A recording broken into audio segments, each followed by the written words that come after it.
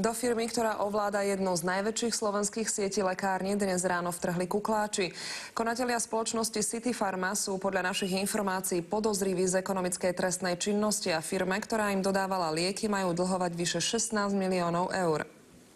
20 kukláčov vtrhli do sídla City Pharmy v Novom Meste nad Váhom dnes ráno. Firmu, ktorá spravuje 55 lekární po celom Slovensku, prehľadávala polícia asi 2 hodiny a zadržala oboch konateľov, Erika Kováča a Jozefa Durdíka. Prišli z asistencie polície nejakí ľudia, ktorí ekonomkám prikázali uvoľniť prístup do počítačov a poslali ich preč. Vzhľadom k tomu, že prebiehajú procesné zaisťovacie úkony, nie je možné poskytnúť žiadne bližšie informácie. Podľa našich informácií City Pharma údajne svojmu dodávateľovi liekov spoločnosti Inforama dlhuje vyše 16 miliónov eur.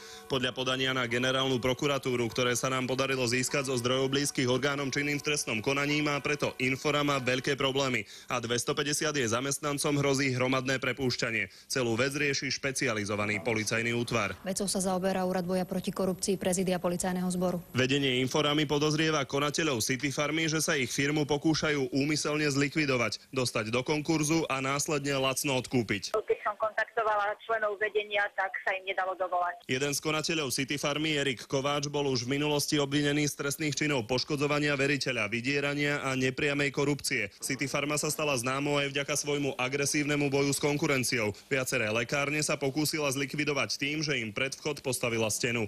Michal Bujna, Hečko a Kovačič, televízia Markíza.